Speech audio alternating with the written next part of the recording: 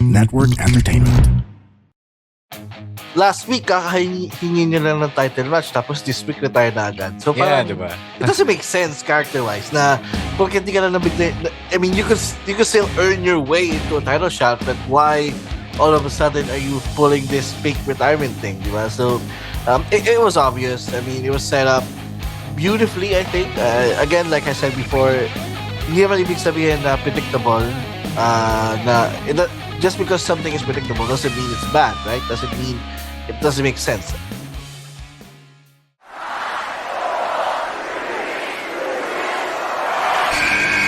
Who's ready for story time? What's going on? This is Xavier Woods, aka Austin Creed. Let me talk to him. Hello, WWE Universe in the Philippines. This is Charlotte. Adam! Hey everyone, this is Jeff Cobb. I have to finish the story. We are pretty deadly. Yes, boy. Yes, boy. Run! Bang! The sniper is shooting you down. This is TMDK's Robbie Eagles. Hey, this is the Cosmic Cactus, Paul London. Hello, my name is Ilya Dragunov, the Czar, the NXT champion, and you're listening to... And you're listening to... And you're listening... And you are listening... And you're listening to the Wrestling Podcast. The Wrestling Podcast. The Wrestling Podcast. The Wrestling Podcast. To the Wrestling Podcast. Yeah.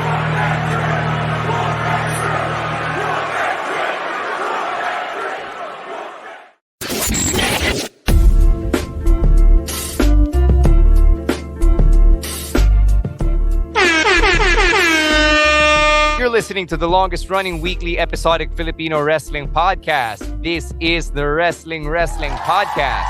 Stan T, Ro Moran, and Emile Nate checking in for our weekend reactions episode. But before we get down to business, let's greet Ro over here a happy birthday. He joined the 34 club over the weekend. Happy birthday, bud. Happy thank birthday. You. Thank you. For my birthday, I'm getting sick. Well, hindi naman COVID, no? I will check, pero let's see. We will find It out. could be not. Suspense siya. KTV night lang naman natin yung nakataya. So, yeah. Yeah. We got KTV night happening for the patrons. So if you're listening and if you are a paying patron of the Wrestling Podcast, then this is our Thanksgiving event for all of the support that you've helped us with. And we can't wait to see you this Saturday at an undisclosed location you can only access through our Discord. Yes. All right, let's get to some weekend reactions here. Daming ganap over the weekend as always, and we're going to start with AJ Styles doing a Mark Henry redux. So he was wearing a powder blue suit on SmackDown, and then all throughout the show, hinahype ng SmackDown na AJ Styles was going to make an announcement about his future. Even the week prior, he was already bugging Adam Pearce for a title shot. Sinasabi niya, Adam Pearce tuloy, Nick Aldis. Sinasabi niya, I don't have much time left. He was hinting at a retirement. And, you know, we all know naman na AJ's already in his mid-40s. He's 46. He was 38 when he entered WWE. So I guess you could assume now AJ Styles is retiring. And then cut to the main event segment. He was speaking from the heart, being all emotional. Cody Rhodes comes out. And then after Cody raises AJ's hand, AJ backstabs Cody and attacks him. And the OC who were there nung una, standing in the corner looking on, they just looked on gleefully seeing that AJ Styles was doing AJ Styles things. And if you were watching wrestling in 2013 when Mark Henry pulled a similar stunt to John Cena, who was the reigning WWE champion at the time, then these are all story beats that we saw coming. Yeah. If you've been watching for this long, you would know. Parang, okay, even if you didn't, see the news after the show, one, they were teasing it so hard. As in, we didn't know. Diba nung kay Mark Henry, we didn't know he was announcing his retirement. Diba? That was the shocking part about the whole thing.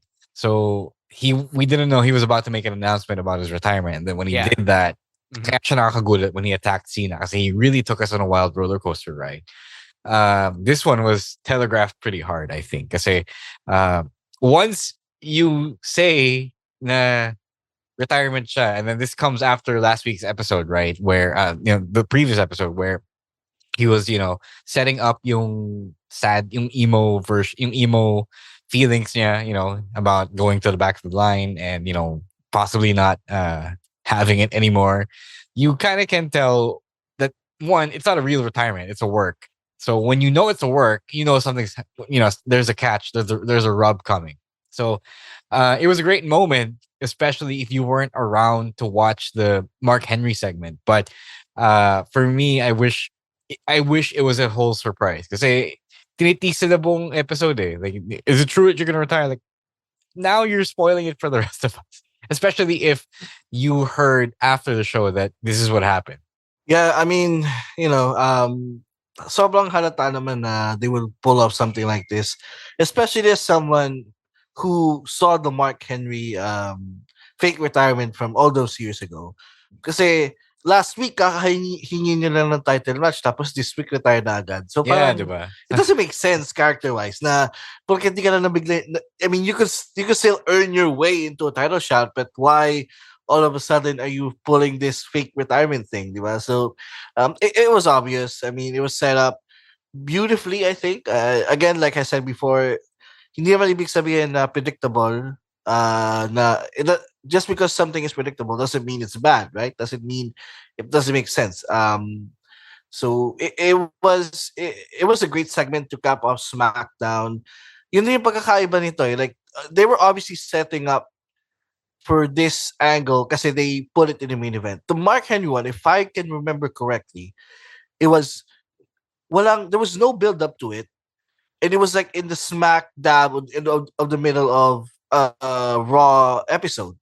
So it was totally out of nowhere. This wasn't out of nowhere. This was expected, but still, it was great. Like I'm glad that that the AJ Cody feud is not over. Kasi the match that they had at Backlash was great. So I want a rematch, and we're probably gonna get it at Clash. Okay, since you said that you liked it, Emile, you think it's the right move to advance yung story nila AJ and Cody? I think it is. Kasi, yun na, may element din ng real life dito because we all know AJ's aging here. Is like, kaka-celebrate na nata ng birthday niya no isang araw. So, he's 47 now. So, hindi rin nalalayo sa reality yung fact na he might retire sooner rather than later. So, they played that into this storyline na he's getting desperate for that one final title run before he hangs it up for good. So I think this was the right move. Like obviously no one expected him to retire at that show, but people were already expecting him to hang it up maybe this year or next year. So I like it. This was the right move for it. This parang ang in-imply nito is AJ is so desperate na he's willing to pull this off just so he could get another crack at Cody. Ikaw, Ro. Yeah, I don't mind the feud. I don't. No, I mean the story beat in itself. Yeah, I don't mind it. It was nice because we hadn't seen this in a while. Like nobody knew. The biggest surprise was not that AJ wasn't really gonna retire. The big surprise was that they pulled this from the bag from 2011.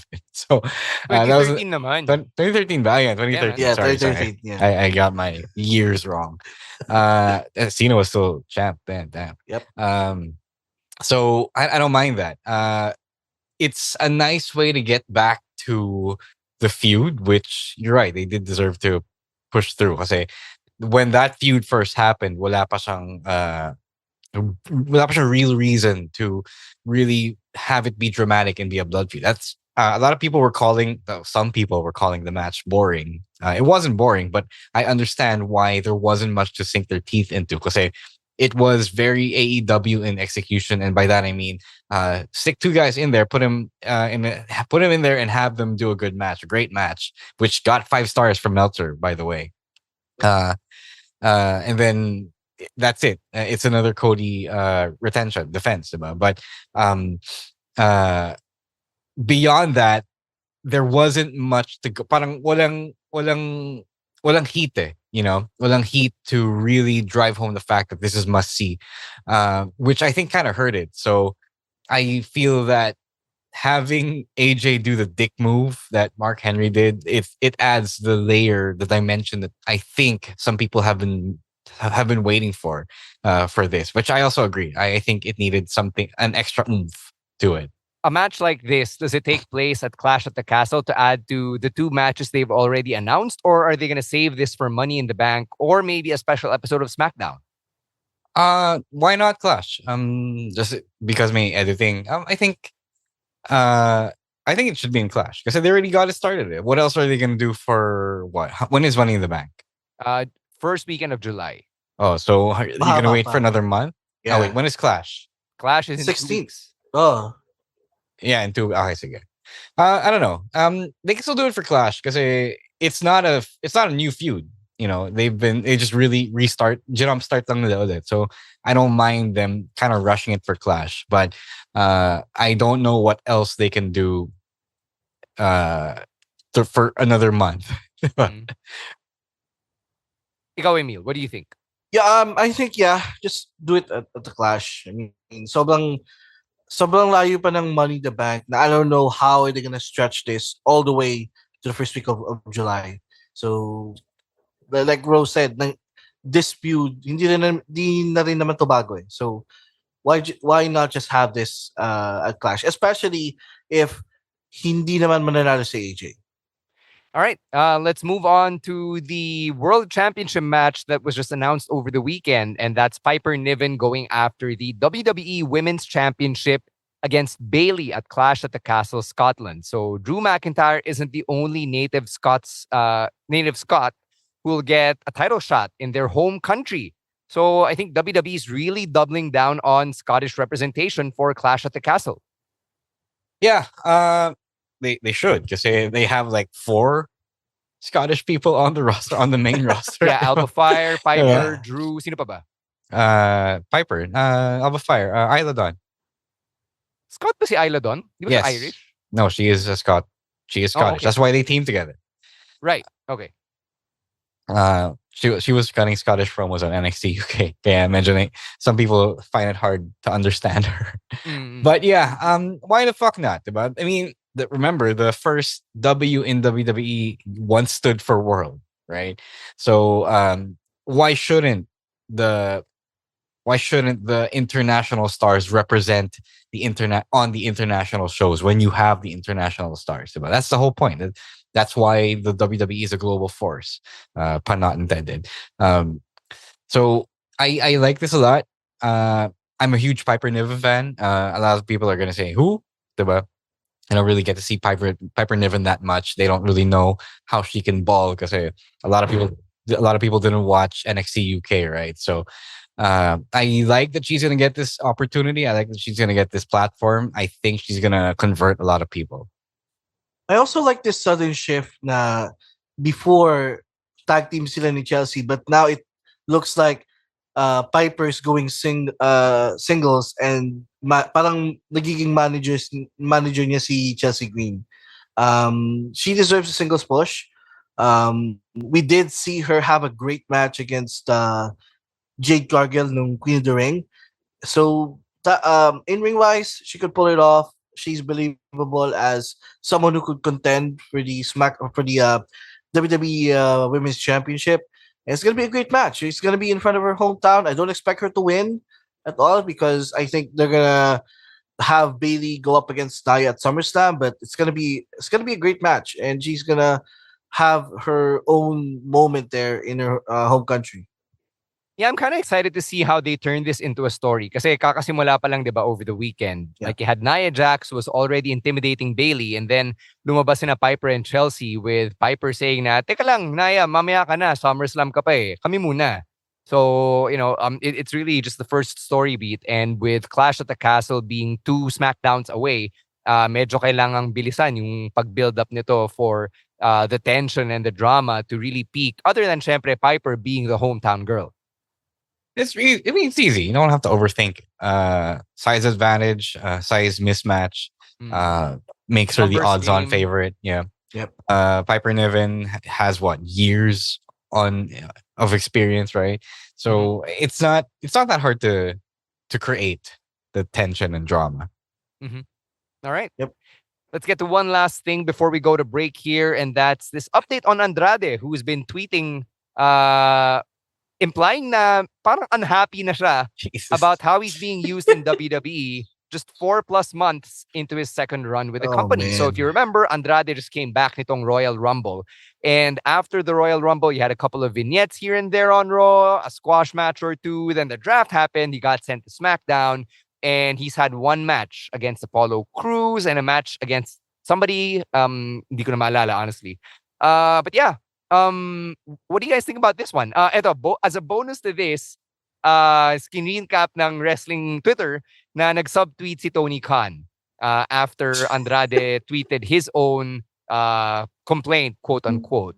And yung subtweet ni Tony Khan was something along the lines of like a gif saying na, see, I'm not the bad one, or something like that. So, Emile, your thoughts on this? Well, first of all, I feel like yung frustrations ni Andrade are valid. Kasi, first of all, why is he only interacting with Mexicans on the SmackDown roster? Like, ever since he got there, all this, everything he does involves the LWO or Rey Mysterio or with Santos. So, yun lang. It's what he feels is valid, but at the same time, you signed up for it. I mean, you had you had this not great but a good run in AEW. We saw his run on Continental Classic, which I thought he did great. But I mean, it's his choice to go to WWE, so he's not getting any sympathy for me. But his feelings are valid. And dun sa follow-up question mo, Stan, of Tony Khan, I don't know. I don't know why he needs na makisaw-saw dito. I mean, he's not your employee anymore. So Yeah, but I he think- he got shouted out, with the subtweet. I mean, Andrade did post an AEW picture and did mention AEW. Yeah. I think he was just giving a shout out, I guess, to some of his friends. It doesn't mean anything. No, he I was think. shouting himself out. He was putting himself okay. over in the other companies that he mentioned. Okay, that's weird. Yeah, but this situation is weird with Andrade. Like, I think I know. No, he's just lonely on the road because Charlotte is not back yet. But I think once Charlotte comes Grabe. back, he'll be fine. So it's like one day of the week that they're on the road, diba? Or I mean, two with the live events. No. Pero ako ba, Emile? Oh, I'm unhappy at work. Pero pag nandito yung jowa ko, okay na. Kasi nandiyan si GF. But I mean, some people work like that. No, I mean, here's the thing. Kasi Andrade is a big deal in Mexico, right? He was a big deal over there. Then he was also kind of a big deal in NJPW. And then Triple H made him a big deal on NXT nung panahon, diba? So he's used to not being a side player, someone on the bench. So yun yung gusto niya. And let's be honest, a lot of people in wrestling, especially when you're at the top level, may ego talaga yan. A lot of people want to be in the spotlight. They want to be featured players. They want to make the big money by being on TV. But the thing is, it's funny because you should be telling this next part to the fans and not to the wrestlers themselves. But not everyone gets to be on the rotation, especially when the bench is deep, when the roster is deep. And it's weird that ang tanda-tanda ni Andrade and he still hasn't understood that. So it's not that he wasn't going to get a shot. It's just that there are others in front of him that have shots right now. And I wish that this guy would shut up. I mean, tahimik ka muna because, okay, you have feelings. Okay, maybe you're a fiery Mexican and all that. But somebody needs to teach you to calm down and at least keep it to yourself. Keep it in your pants.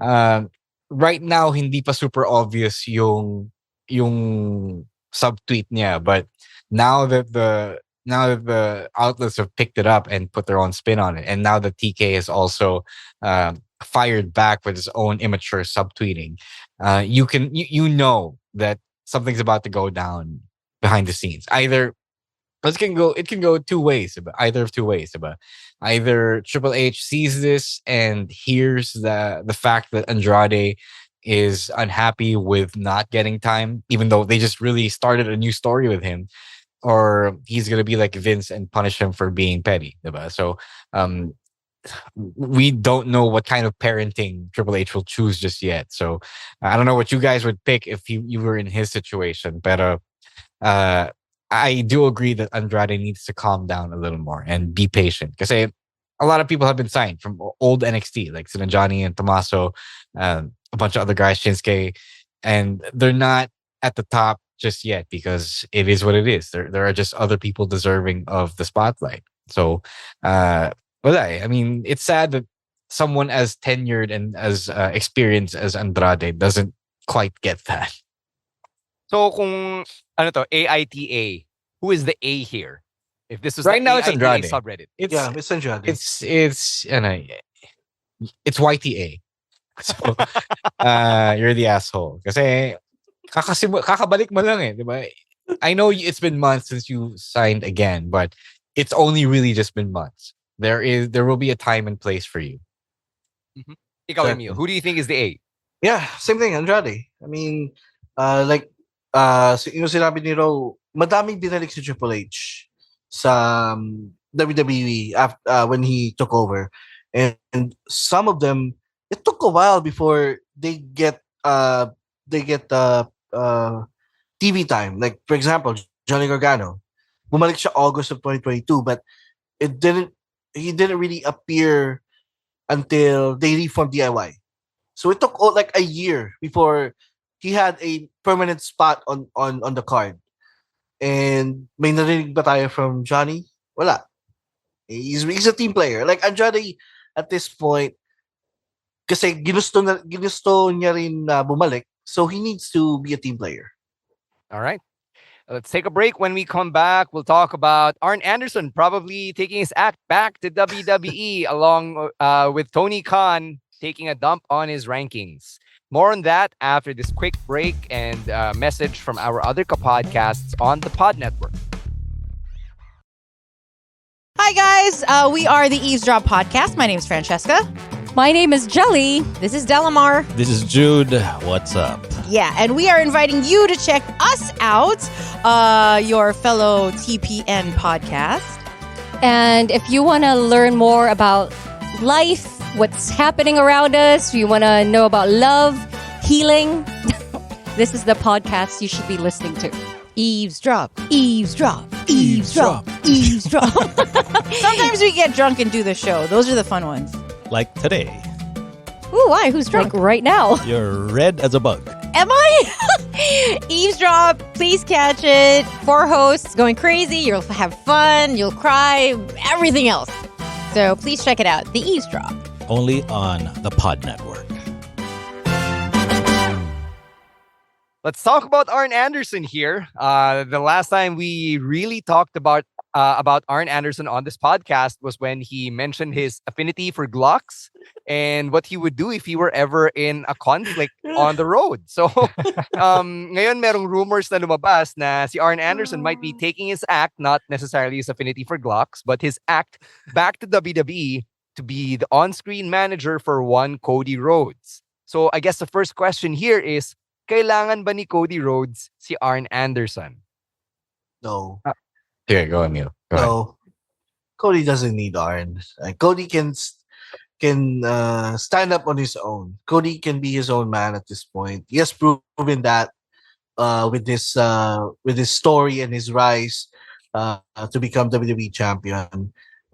When I actually heard of this news, I thought Arn was gonna go back to what he did when he was in WWE, which was someone who's an agent, a producer. Kasi yun naman talaga yung when I became a wrestling fan, doon ko nakilala si Arn Anderson. He's one of the agents in WWE. So plus with this age, he doesn't need to be on TV each week.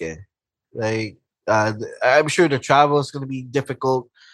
You know, that schedule is going to be difficult for someone who is as old as Arn Anderson. So yeah, like you could have him appear like from time to time If Cody needs a motivation, you could have Arn give him that motivation.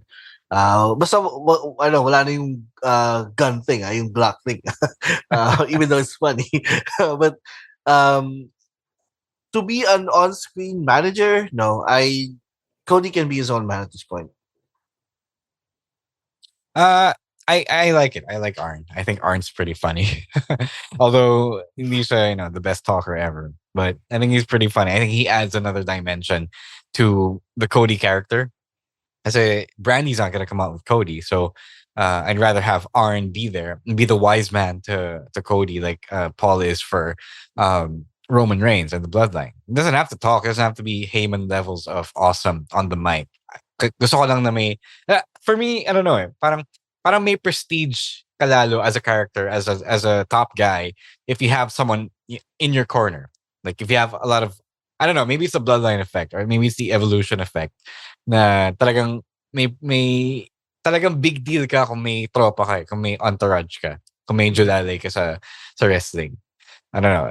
Maybe it's been years of being in a tag team or being in a faction, but I like it.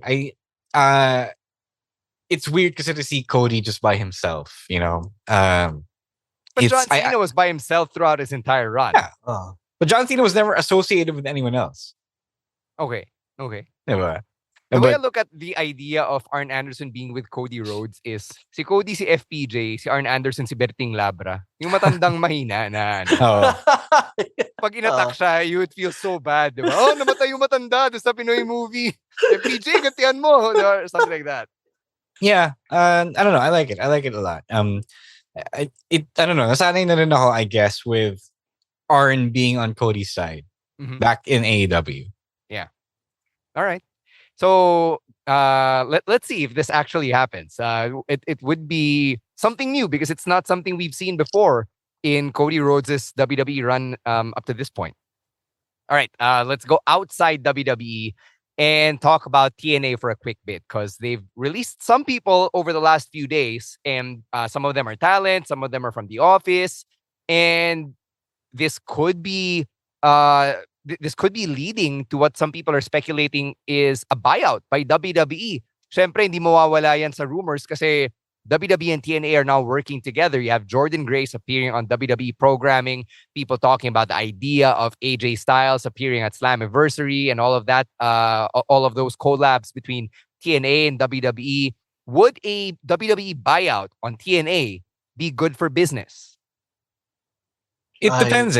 Sorry, Emile. It depends on what Triple H could do with TNA. Like, is he gonna allow them to operate as an autonomous company? Like, is it gonna be the NXT to NXT? I don't know. I don't know. I mean, yes, I would. If I were Triple H, I would do that. I would have it be operating by itself while still feeding the company, the larger companies, the TKO money, right? That's pretty cool. I just don't know. I don't know. It's nice, I guess. Parang siyang San Miguel Corporation, said the PBA. I guess that's the closest thing I can see. I'm gonna shut up now. No. I mean, this is fact, right? San Miguel owns how many teams in the PBA? 3. Oh, see? And they're all independent of each other. Ito, Raw, SmackDown, NXT, and then TNA. So, pang-apat na yan ni TKO. Yeah.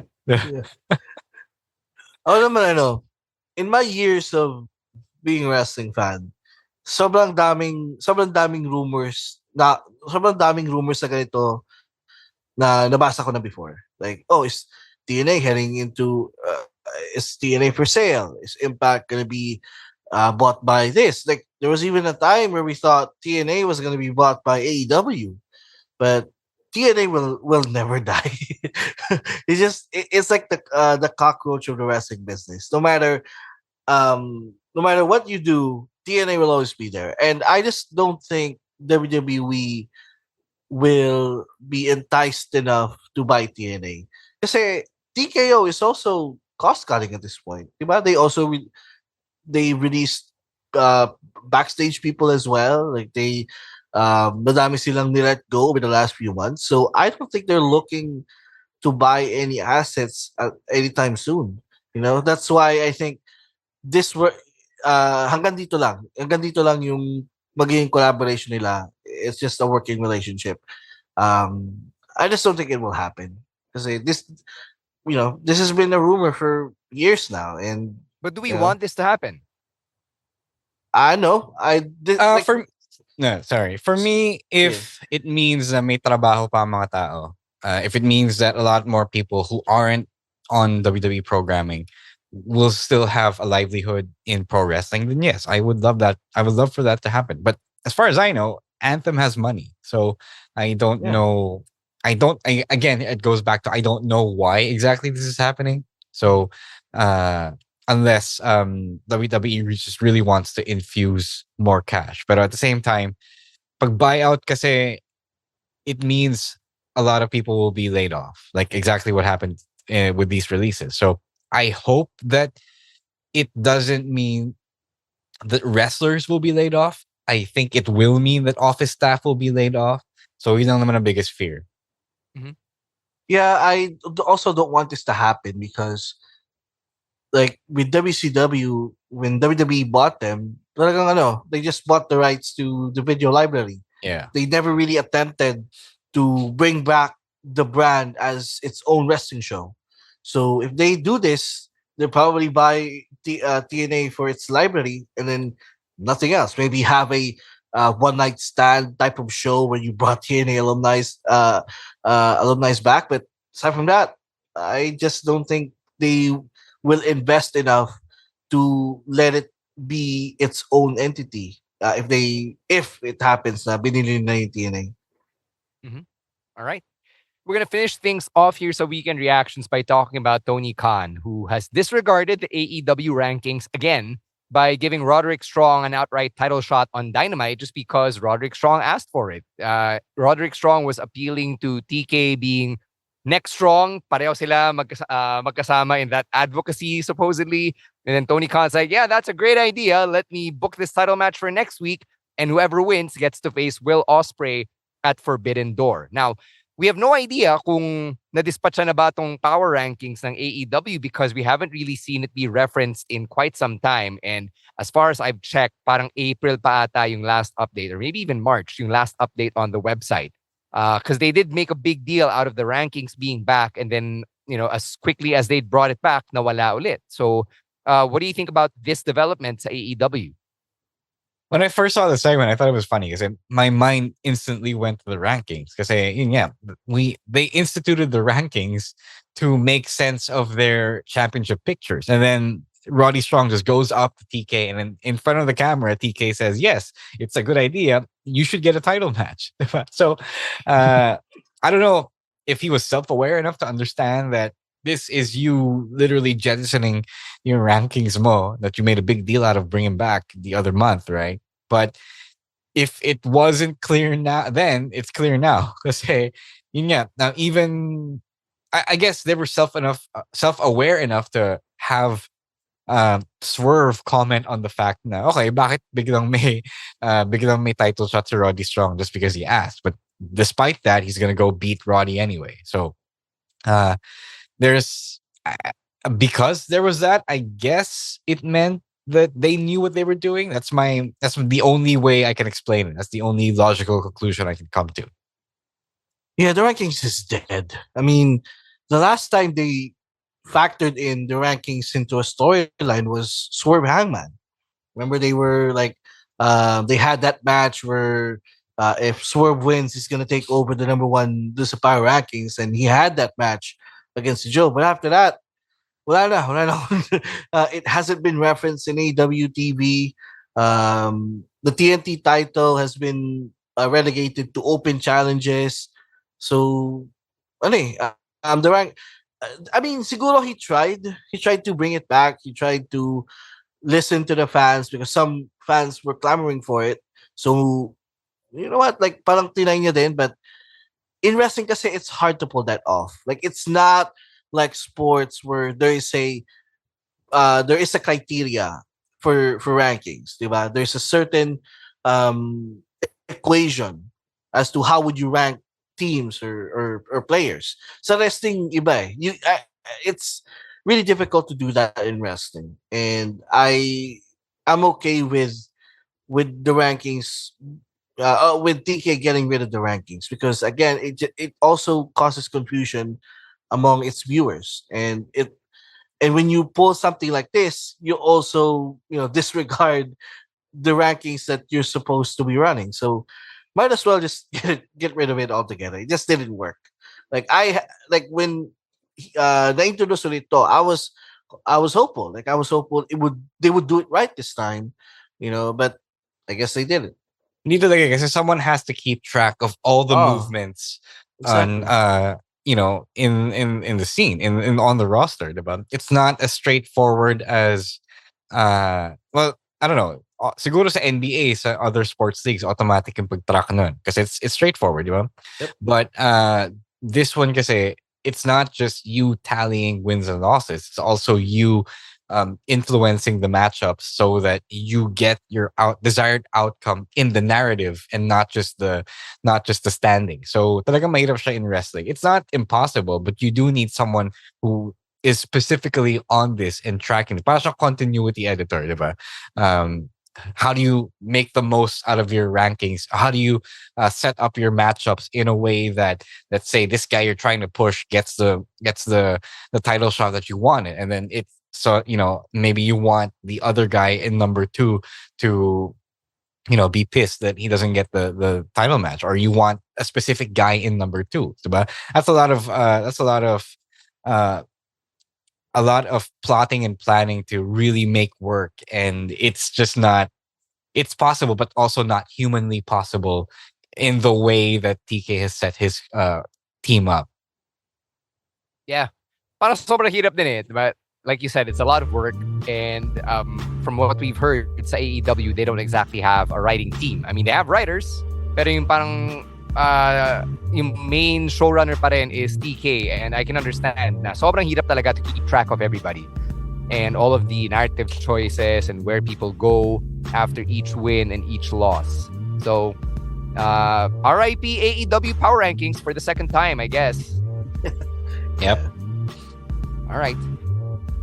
Those are our weekend reactions. Kung may na-miss kami, or may gusto kayong balikan, or may gusto kayong comment na send sa amin, you know where to find us. It is at Wrestling2XPod on TikTok and on Twitter. Individually, it is at Roeswar, at EML_Meister, at Chino Supersize, and at Monday Night Rowan, and at _Stan C. Our Picks of the Week episode should be up on your feeds by the time you're listening to this. Pati na rin yung bago naming episode that we're calling Wrestling Fan 101. Go check that out if you haven't listened to those episodes just yet. We're trying something new here on the Wrestling Podcast with in collaboration with our friends over at the Pod Network. A lot of people a lot of people, really quick comment. A lot of people have been resonating positively with the new series. So if you're listening to this and you're already a wrestling fan, please do share it with your friends who, may have seen you watching wrestling or talking about wrestling. They want to find out what you're talking about, and they're looking for a way in. So at the end, this is the thing you should listen to. Yeah, we'd love for you to chime in on those episodes as well. Thank you very much to Babyface producer Jasper and everyone over at the Pod Network for all of the good work that they do for us and with us behind the scenes. And thank you for catching another episode of the Wrestling Podcast. For Emile Nate, Ro Moran, and Chino Liao, and Rowan ASH, my name is Stan C, saying stay safe, stay dry, and don't be a dick. Wrestling Podcast. Out. Later, Outcasts. Peace.